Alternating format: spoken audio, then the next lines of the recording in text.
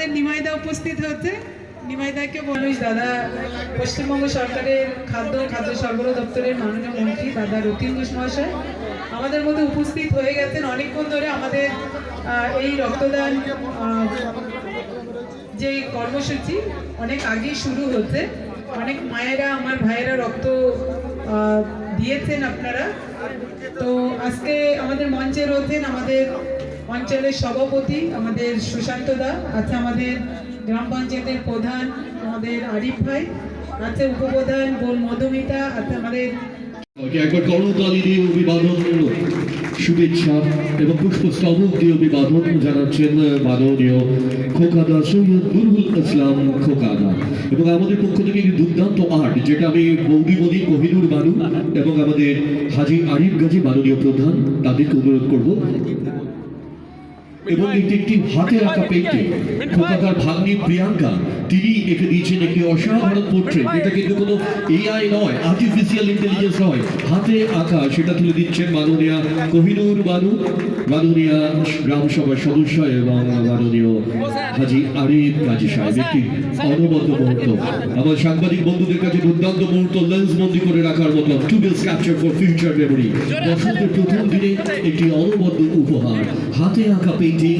প্রিয়াঙ্কা হচ্ছে খোকাদা শ্রী নিমাই ঘোষ মহাশয়, তারই দেখানো পথে মাননীয় পৌর প্রধান শ্রী নিমাই ঘোষ মহাশয় বন্ধুগ্রাম পৌরসভা। আমরা এই পর্বে বরণ করে দেব উত্তর 24 পরগনা জেলা পরিষদের সম্মানীয় ক্ষুদ্র শিল্প চিরাচরিত শক্তি ও বিদ্যুতের কর্মাধ্যক্ষ প্রাণের মানুষ মাননীয় মফিদুল হক শাহজি মিন্টুদাকে। আমি খোকাদাকে অনুরোধ করছি মিন্টুদাকে বরণ করে দেওয়ার জন্য। উত্তর 24 পরগনা জেলা পরিষদের ক্ষুদ্র শিল্প চিরাচরিত শক্তি এবং বিদ্যুতের কর্মাধ্যক্ষ।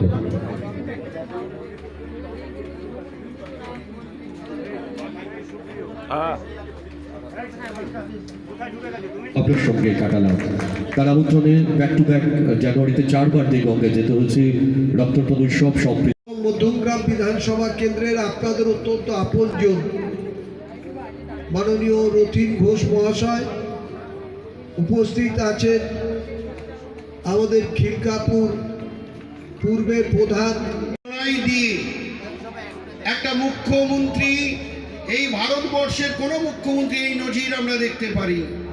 এই বাংলার মানুষের জন্য, ভোটারদের জন্য, বৈধ ভোটারদের জন্য তিনি কালো পোশাক পরে যেভাবে সুপ্রিম কোর্টে বাংলার মানুষের জন্য সওয়াল করেছেন, যেভাবে বৈধ ভোটারদের নিয়ে সওয়াল করেছেন, ওই দিনটা ছিল আমাদের কাছে ঐতিহাসিক একটা মুহূর্ত, ঐতিহাসিক দিন। আমরা তখন নিজেদের মানুষের মধ্যে যে আতঙ্ক, এই এসআইআরে আমরা আদৌ ভারতীয় কি অত্যন্ত যাই হোক, আমরা যেখানেই যাই না কেন দু একটা কথা বলতে হয়।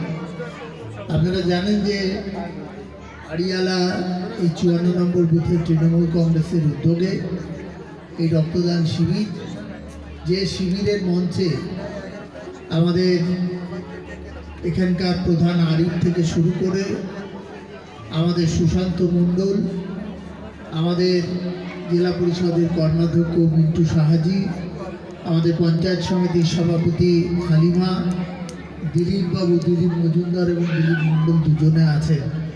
প্রসেনজিৎ সঞ্চালনা করতে কাশিম আছে, মধুমিতা আছে, আলফাজ আছে, রাজা মুরাদ আছে, আমাদের আরও বহু মেম্বার এখানে উপস্থিত আছেন। সকলের নাম নিতে গেলে আমার বলার সময় একটু কমে যাবে।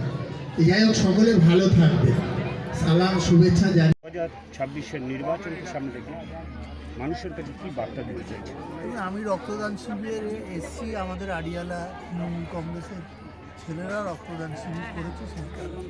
সেখানকার মানুষ উপস্থিত হয়েছে এবং স্বতঃস্ফূর্তভাবে তারা রক্তদান শিবিরে অংশগ্রহণ করে। আমাদের বাংলার মাননীয় মুখ্যমন্ত্রী বাংলার উন্নয়নের জন্য যে কাজ করেছেন তাকে পুনঃপ্রতিষ্ঠা করবার জন্য আমি মানুষের কাছে আশীর্বাদ দোয়া চাইলাম আমার বক্তব্যের মধ্য দিয়ে।